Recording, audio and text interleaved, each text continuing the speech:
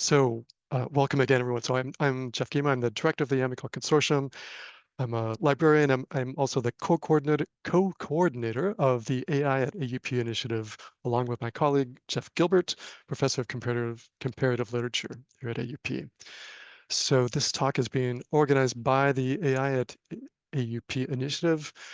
It's one example of an area of action that our initiative is hoping to expand upon significantly in the coming year at AUP, and that is strategic coordination of faculty and staff training and workshops around AI, drawing both on internal expertise at AUP, but also on external expertise. And one of the things that came out of the recent faculty survey that we sent out, asking about preferences for forms of training and workshops, was that there was a very strong interest in having external expertise invited to speak as a critical source of for faculty learning around AI. We know that the impact of AI on academic integrity is a key concern at AUP. And at the same time, AUP colleagues like Susan Perry and Claudia Rota were recently named UNESCO Chair for AI and Human Rights.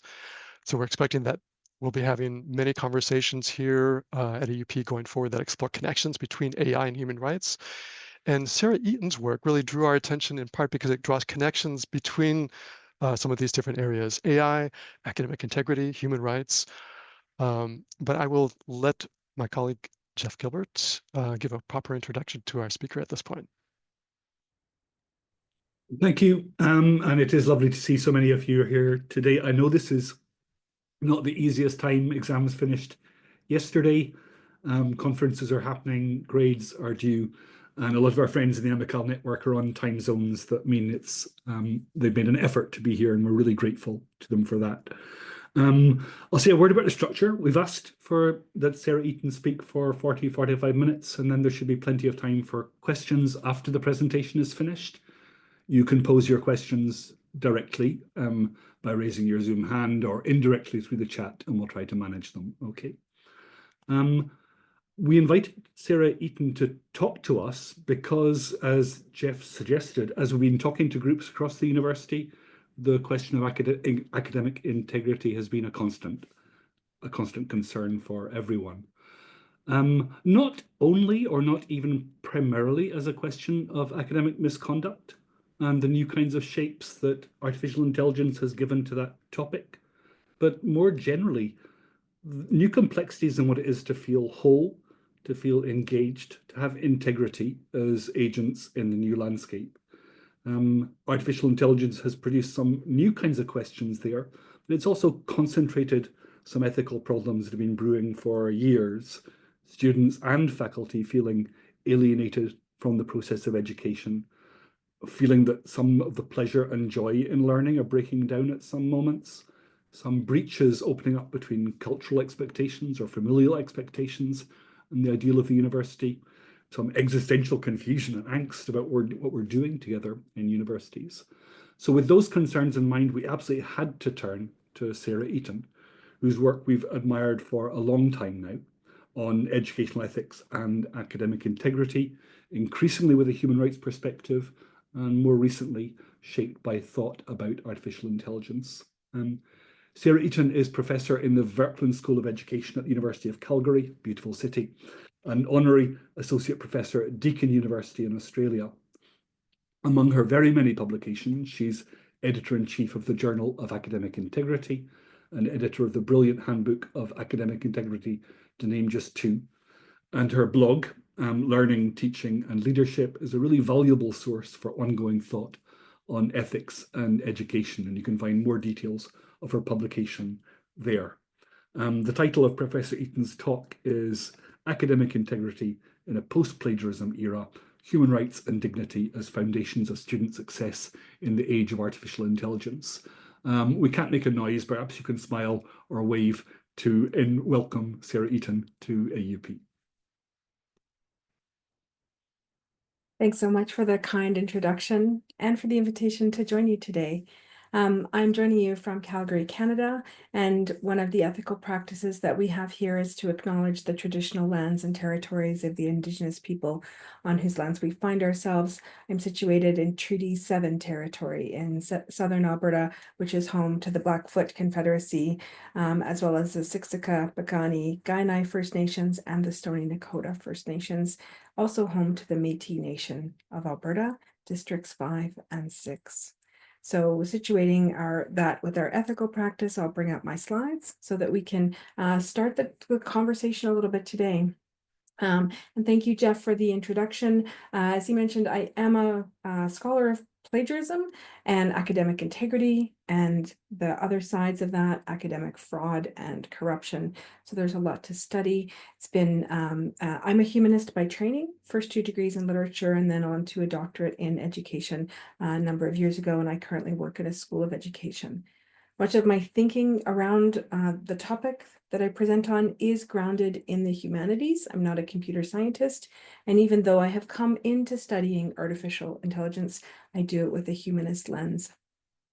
I'll talk a little bit about sort of the ideas behind post-plagiarism, but before we get there, kind of wanted to just sort of set the stage a little bit for today's talk and acknowledge that artificial intelligence is fraught with ethical complexities. Academic integrity has certainly become entangled with generative AI in the past 2.5 years in ways we haven't seen before. Now, when I talk with people and I mention AI, they ask which AI, is it academic integrity or artificial intelligence? If you hear me say AI, I'm referring to artificial intelligence. I will say the words academic integrity out loud. And we won't be able to address all of the ethical concerns that we have around these important topics today, but wanted to acknowledge that they're there and they're important.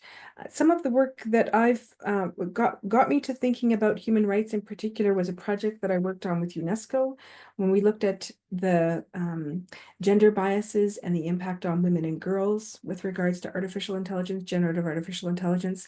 Popped a link to that in the chat in case you're interested in the work from UNESCO on gender bias and AI. We won't have time to address all of those. I'm going to, as we say, sort of stay in my lane and just focus on academics and academic ethics. Before I go any further, I also wanted to acknowledge that I let Jeff and Jeffrey know that I'll send over a copy of the slides for distribution afterwards, and the session's also being recorded. If before you get a copy of those slides, you wish to take screenshots, please do so. Feel free to share them on social media or keep them for yourself as you wish. Okay, we've set the stage. So let's sort of situate ourselves in the vocabulary of academic integrity.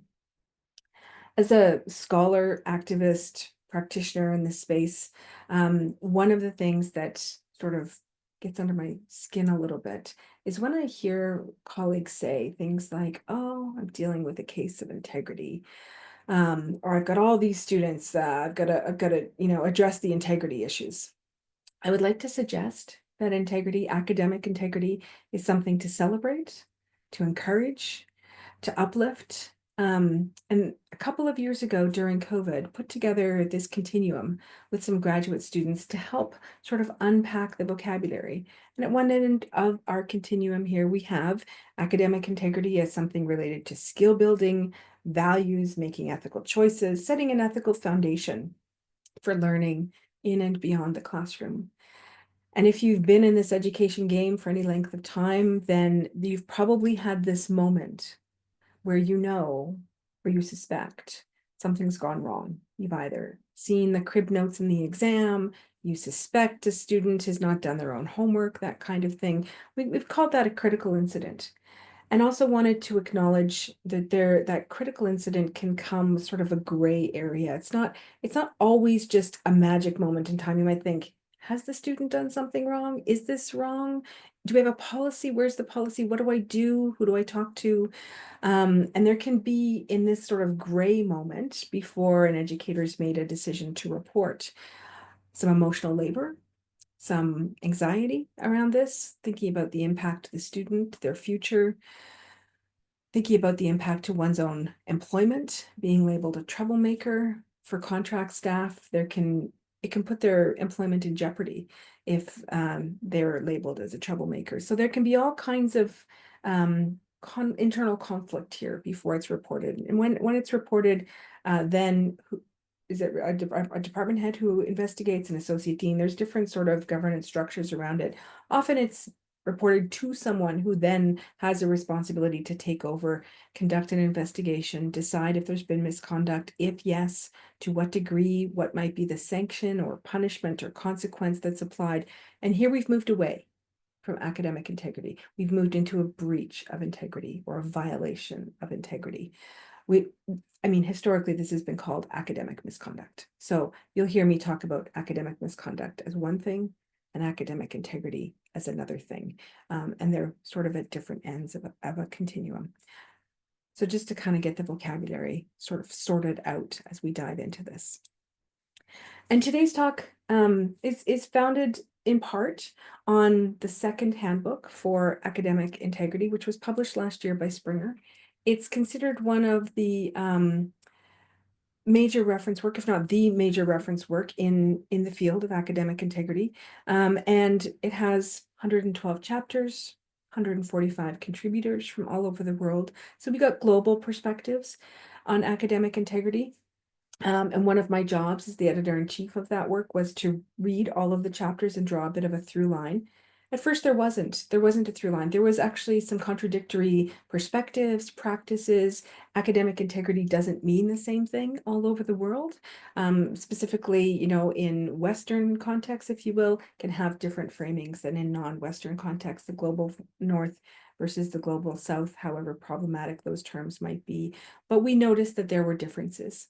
However, we wanted to pull things together in the handbook to present a vision, if you will, of where things are now and where they're going. This framework emerged from the 112 chapters, so I'll walk you through it so you can also sort of get a synopsis of the current thinking in the field around the world, what's common. I have to give credit to a colleague of mine at the University of British Columbia, Karen Ford, who calls this the colorful swirly donut of integrity. This is also has a Creative Commons license, so you can take a picture of it if you want. So I'll kind of take you through it. The orange swirl on the screen, student academic contact. This is a traditional framing of academic misconduct that we're all familiar with: exam cheating, cheating on homework, plagiarism, collusion, etc. This framing is still part of a larger approach now that we have to academic integrity.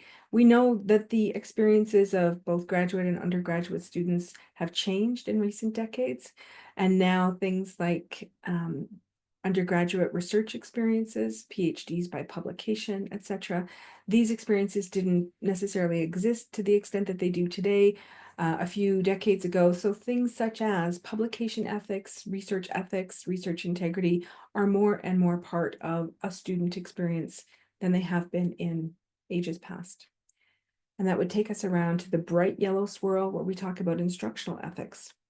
Professors assessing students in ways that are ethical and that students perceive to be ethical. And if we understand now that our students of today, Gen Z students in particular, are ethically conscious, socially conscious, more so than in different ways than we've seen before. But the demand on instructors and administrators for transparency, for attention to social justice is there, and it's prevalent. We've noticed during COVID-19 and certainly in the early days of generative artificial intelligence, when there are unethical instructional practices and specifically assessment practices, students will call us out on it.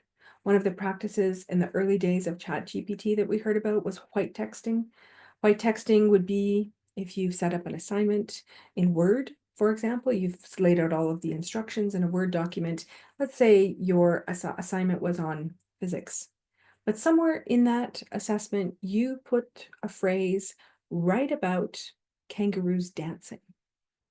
And then, as an instructor, you would take that sentence, imagine kangaroos dancing, and change it from black font to white font, and then shrink it down. So it's about 2 points. And then save the document, post it to a learning management system or VLE, depending how you call it. And then if students were to take that assignment, and upload it to ChatGPT and ask ChatGPT or another large language model. I sometimes use those two interchangeably. I understand there's a difference. And ask the large language model to complete the assignment for them. The large language model doesn't notice the difference in the color of the text. It simply follows the prompt that it's given to complete the assignment about physics, but it would generate an answer that included something about kangaroos dancing. And then instructors would say, aha, gotcha, because the student then submitted this answer with this nonsensical, text in it.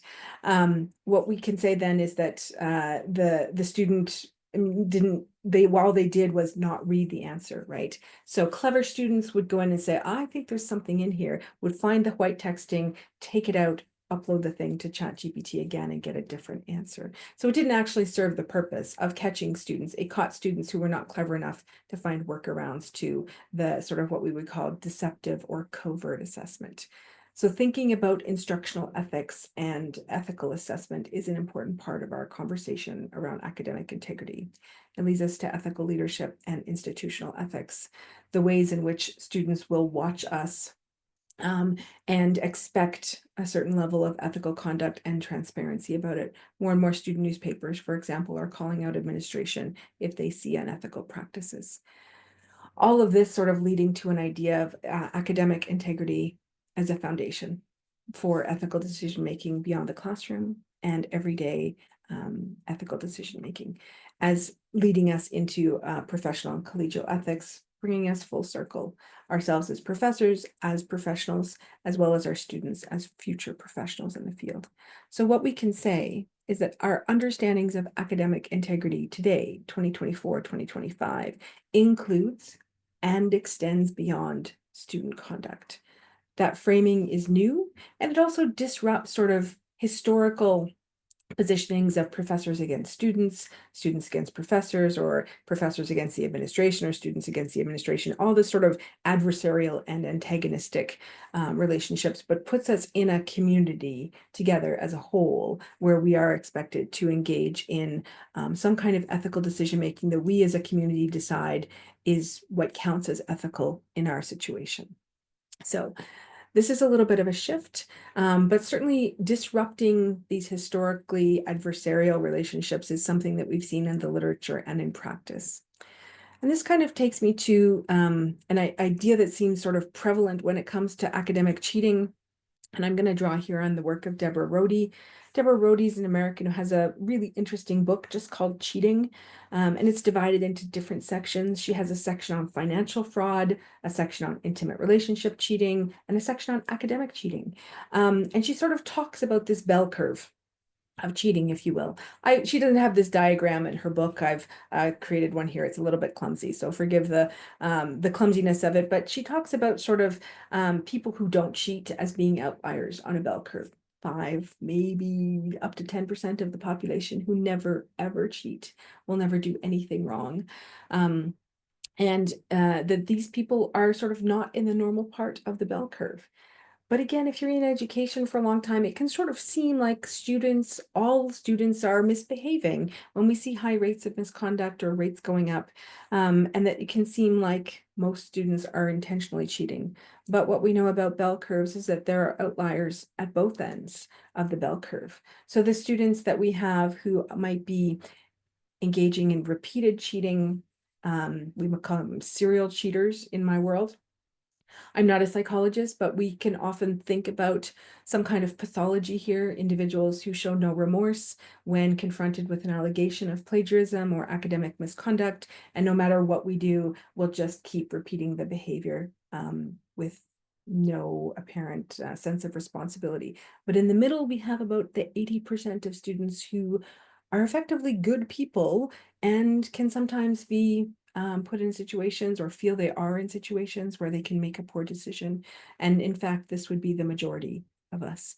If you put us in the wrong situation, we might make a decision that we would regret later on. So sort of understanding that most of our students are good people trying to do the right thing most of the time can be a helpful framing and a place to start. And I'll turn now to another another piece of research that might be helpful in framing our conversation today, and it's this book on plagiarism in higher education. This was sort of my introduction in thinking about the impact of artificial intelligence and plagiarism. The book came out about half a decade ago. I was writing it. It was submitted to the publisher about 5 years ago, actually, in May of 2020, at that time when we were all sequestered in our houses during COVID-19. And the book starts with a history of plagiarism. I won't bore you with that today. And then we go into plagiarism today, but the last chapter is about the future of plagiarism and what does it look like. And that chapter, then GPT-2 was out. We didn't yet have ChatGPT, but thinking about the impact of artificial intelligence on writing and what would it mean. There were some early signals back in 2020 that technology, this generative AI technology, would have an impact on writing. We just exactly didn't know how. Most of us didn't know how at the time. There were probably some computer scientists who had a pretty good idea, but for the rest of us who were not computer scientists, didn't have a background in AI, thinking about it then was sort of speculative. And one of the things I began to sort of tease apart based on the work of scholars like Rebecca Moore-Howard, who's a plagiarism scholar, she advocates for sort of throwing plagiarism out of policy, advocating that plagiarism is an academic literacies issue, not a moral issue, not a character education issue. And that positioning isn't shared by everyone in my field. We have polarizing kind of understandings around it. But nevertheless started to think about what if we sort of didn't throw out definitions of plagiarism, didn't try and get rid of them, but rather transcended them. What would that look like in the age of AI? Came up with a framework of like, what would it look to live in a post-plagiarism world where AI was ubiquitous? And this framing, there's a lot of text on the screen. I'll take you through it. But the idea of post-plagiarism as an idea or a framing of when artificial intelligence is everywhere. And if you've been like me in this education game for a long time, I recall having a conversation with a couple of colleagues about 30 years ago, and there were two of us were sort of ed tech enthusiasts, if you will, and then another in that in the hallway that day was not an ed tech enthusiast, in fact, was very much against the internet, and said to us at the time in the early 90s, "Can we just turn it off?" And we said, "The internet? No, we can't turn it off." And then we saw the same thing sort of happen again with generative AI and ChatGPT and efforts to ban artificial intelligence, thinking about a time sort of like the internet where it's everywhere. And one would have to make a very conscious choice to not engage with the internet. As AI, thinking about a time when we would have to make a very conscious choice to not engage with AI and its impact on writing and learning. So that for me brought me to this idea of post-plagiarism where AI is everywhere, part of everyday life, how we teach, how we learn and interact daily. I suspect we're pretty much there. We've now turned on, we're a Microsoft campus. We've turned on, thank you, Jeff, for sharing the link in the chat there. We've now turned on Microsoft Copilot for all of our 45,000 students on our campus. In other words, we can't turn it off. So Copilot is now there along with Word, PowerPoint, and all of the other Microsoft Word applications that we have, and our students are using it. So thinking about a way in which humans and AI will co-create writing in a way that it's neither fully done by a human, nor fully done by an AI. We know that an entire assignment can be done by ChatGPT. We gave that example earlier, but more and more we're seeing students using ChatGPT and other tools as an assist, as a tutor, to help them brainstorm, to outline, etc., such that in the end, it's difficult to disentangle where the human begins, where the robot begins. I say robot in that sort of large sense, but sort of the interaction and interweaving of human and technology together is something that we are seeing already. So the idea of detection becomes sort of futile. And now there are websites such as AI humanizers, where an individual can upload a text that was generated by ChatGPT, and the humanizer will insert grammatical, syntactic, spelling errors to make it look more like a human wrote it. So that's sort of a way of trying to get around text detection tools. So text detection tools, I won't talk at length about them today. We don't have too much time on that one, but they are limited at best and also have shown to be biased in some cases against certain demographic groups. persons for whom English is an additional language, individuals with language-related disabilities, and also neurodivergent individuals. So there's sort of a growing body of research when we talk about bias that some of these tools will perpetuate bias against certain groups. So in other words, detection becomes a little bit futile.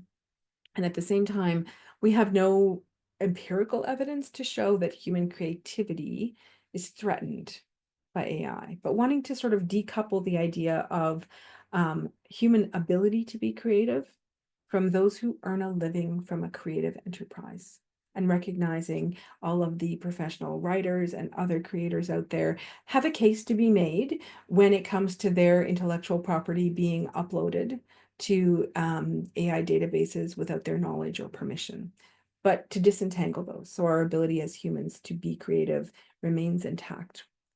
And there's some evidence to suggest that we may be able to overcome language barriers with the use of artificial intelligence. We already have apps on our phone where we can scan an item.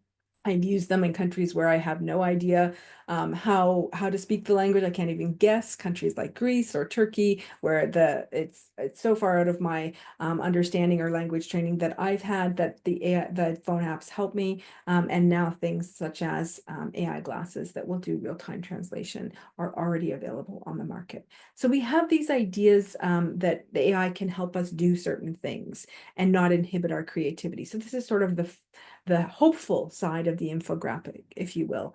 But over on the other side is a reality that we deal with in education around misconduct and the ways in which AI can be used for illicit purposes. And one sort of framing for this around academic integrity that can be, I hope, simple and elegant is that as humans, we can relinquish our control to an AI to do all of our work for us. We can have ChatGPT write an essay for us entirely, but what we don't relinquish is responsibility. We as humans remain accountable for the work that we submit to our bosses, professors, etc., and that the idea of responsibility remains fundamentally human. So it's up to us to do the fact checking, verification, and ensuring that the work that we submit is actually true, however that's constructed. And we're also responsible for the development of the AI tools, we collectively as humanity. So the idea of we can relinquish control, we cannot relinquish responsibility, can be helpful in determining if there's been misconduct.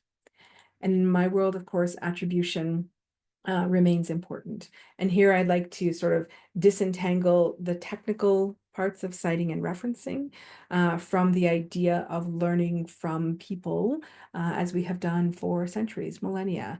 And one of the things I'm emphasizing with my own students now is, how do you know this? Who do you know it from? Whose work are we reading? Whose videos are we watching? And then for us, particularly in North America, this can help us to achieve some of our goals around decolonization as well, in the idea of learning from others and understanding the history behind that. Of course, in higher ed, citing and referencing will remain important technical skills, but to recognize them as technical skills rather than markers of quality. And I think that those have been conflated over time, that perfection with APA, MLA, Chicago, Harvard, whatever the style is that you're using, has somehow been equated with excellence in scholarship.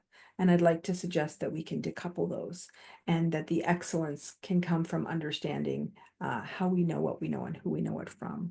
But all of this to say that our historical definitions of plagiarism may no longer apply. Those definitions have shifted over time. Cut and paste plagiarism didn't exist before the internet, because the computer function of cut and paste wasn't something that most of us did before the internet was popularized. So our definitions of plagiarism are not absolute. They're culturally and contextually bound and historically bound as well. And so thinking about where we are with artificial intelligence, the ideas of historical definitions may or may not apply.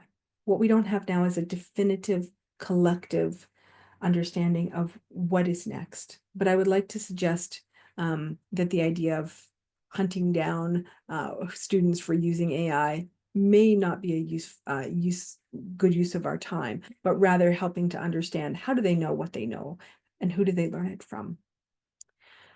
So I'll start to connect all of this to human rights in just a few moments. But before we get there, I kind of wanted to set the stage a little bit and shift gears and thinking about who cheats and who gets reported for cheating, and how do we know when cheating has gone on. And in some of the work that I've done previously, we've learned that about 40 to 50% of professors don't report cheating.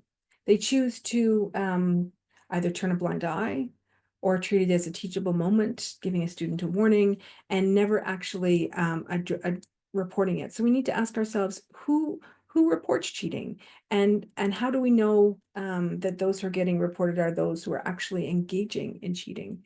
So I'm going to show you some of the research that's been done in different countries in terms of who actually cheats. There was some research done, large-scale research done by Tracy Bretag in Australia with about 14,000 higher education students there. It was self-reported data, so limited in some ways, but who is cheating in terms of international versus domestic students?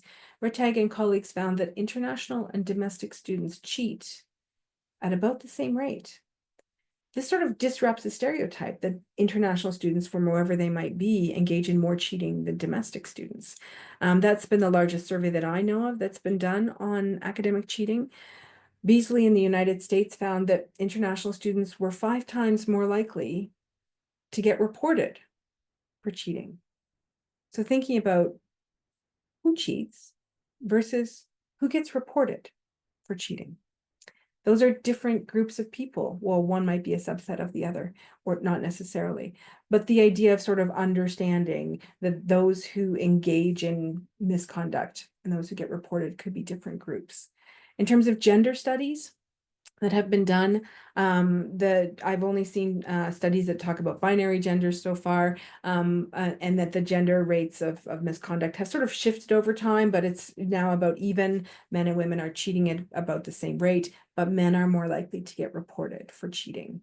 So we can sort of start to build a picture here.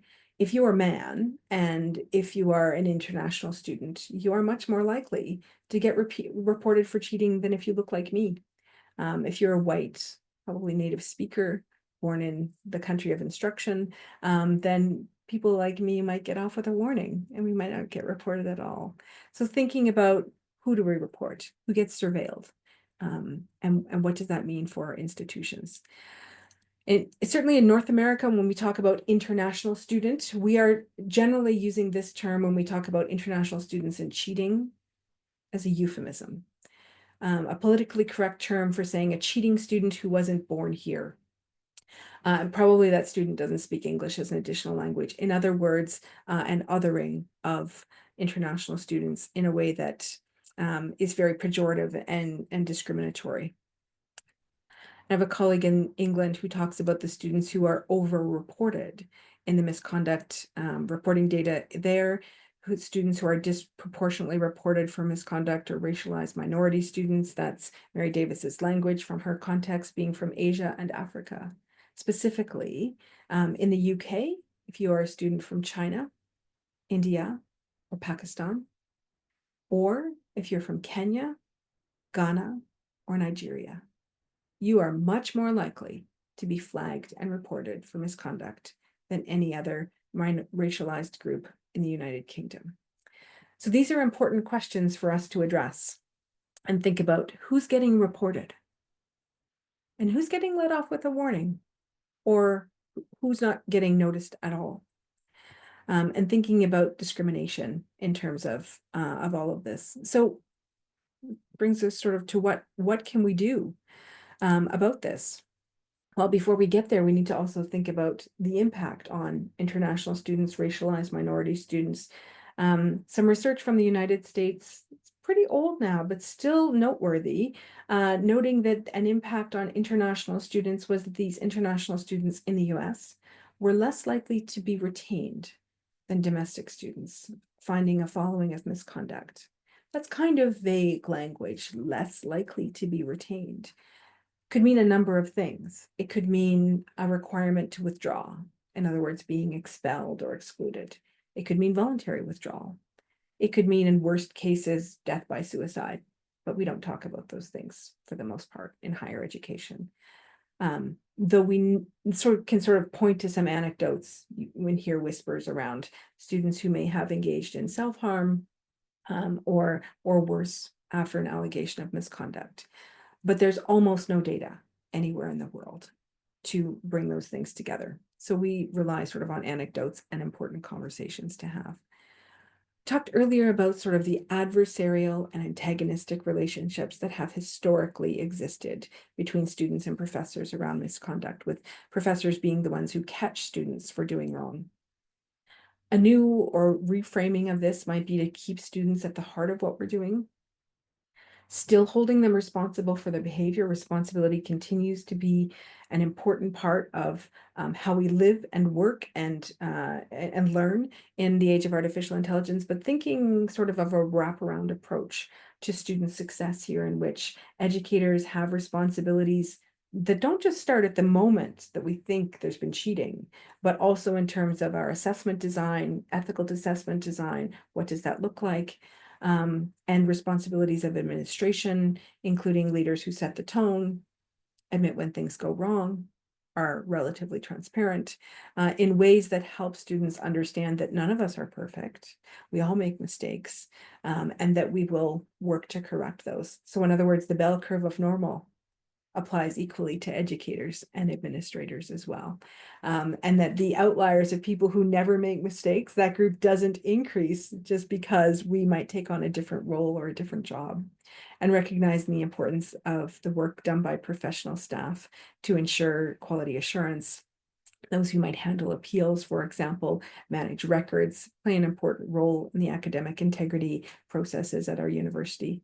And then finally, if we can think a little bit more about academic integrity as a foundation for ethical decision-making beyond the classroom, the extent to which that would apply in the professions, particularly things like engineering, nursing, and other professions where ethics is a foundation for that work.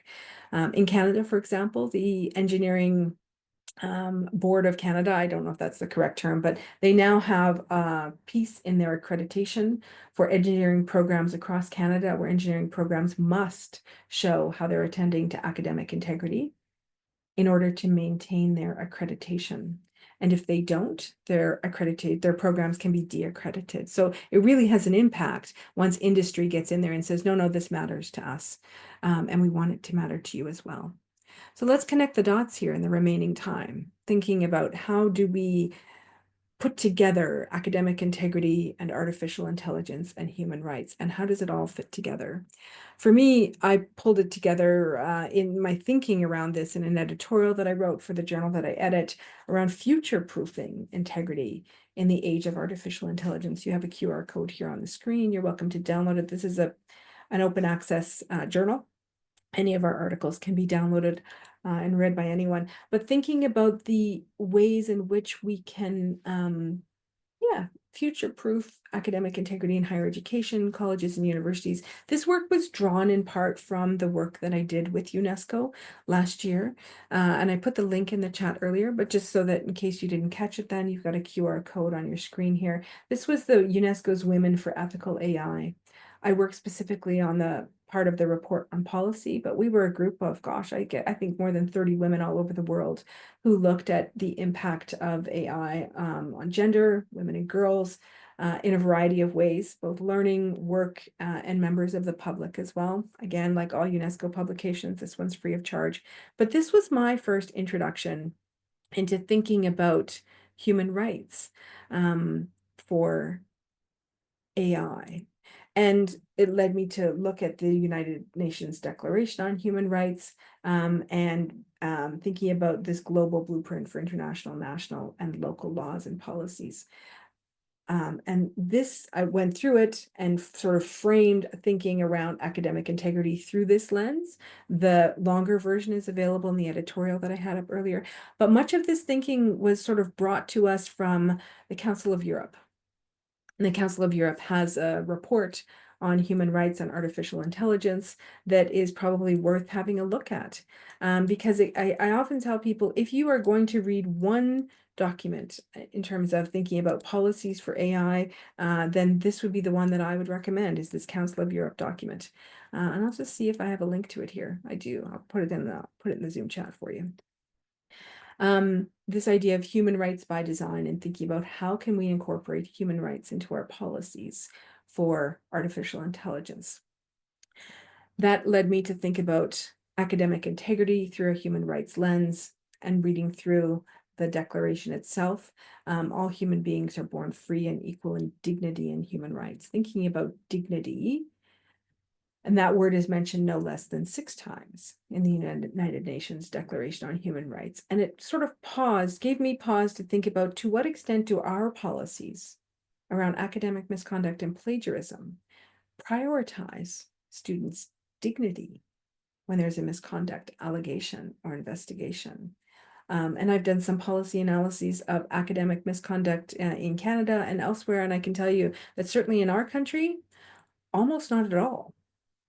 So let me ask you, in your context, to what extent do your institutional policies and procedures prioritize students' dignity when there's an academic misconduct allegation or investigation? This is probably one question I would challenge you to take away from. And in Article 5, we think about no one should be subjected to torture or cruel or inhuman or degrading treatment or punishment. And there are very real, important cases about this in the world. We don't often think of this as being in any way connected to things like plagiarism. And this might seem like hyperbole. And we might ask ourselves, well, students wouldn't be subjected to torture or cruel or degrading punishment when it comes to plagiarism or the use of AI. And yet, we see in some countries, students are still subjected to corporal punishment if they're alleged to have engaged in misconduct or plagiarism. There's a couple of articles I've cited there that this still does exist in the world. And I can tell you that I was horrified last year, April of 2024, to see a case in Canada, a criminal case, with a university professor from Ontario, Canada, who was found to have assaulted students over alleged plagiarism. I've added this photograph here. This is from public news. The whole case is publicly available via news and police reports, court reports. The individual, this professor, eventually pled guilty to, I think it was 4 counts of assault with students. In this case, the professor, when he felt that students had engaged in plagiarism, said, well, I can either report you and you'll be expelled, or you can accept an alternate form of punishment. You can come over to my house and we'll deal with it privately. And did exactly that, had students come to his house, to his basement, and beat them with a stick because he decided that they had plagiarized. Enough, and then said, if you say anything, of course, you'll be sent home. In every case, in this case, all of these students that they found later were international students. They were not born in Canada. So this all got entangled with discrimination, international students, racial bias. In fact, all of these students were from India. Enough students finally got together and reported the professor that it became a police matter, and then was investigated. The individual was charged. And I share this example to show that degrading and inhumane treatment can happen. And so we need to be attentive to this, because if it can happen in a country like Canada, which is considered a low corruption country, I'd like to suggest that it can happen anywhere. So in thinking about, maybe I'll invite you to add your thoughts to the text chat just as we're wrapping up here. This was an extreme case. It's a criminal case. But what might be some other degrading or inhumane treatments that students might be subjected to either prevent cheating or address an alleged academic misconduct? You might know of some, you might have heard of some, you might at some point have been the recipient of some. But I would like to suggest that when we're attending to academic misconduct, it is not only prudent, but necessary to attend to students' human rights. because we can think about to what extent do our institutional cultures and systems and processes, regardless of whether these are formal or informal, permit or promote or pretend not to notice when individuals in our learning communities might degrade students who have engaged in misconduct, or allege guilt before there's a presumption of innocence, which is another piece in the United Nations Declarations of Human Rights. So we're just about at the end of our time. So maybe I'll offer some provocations in terms of concluding questions.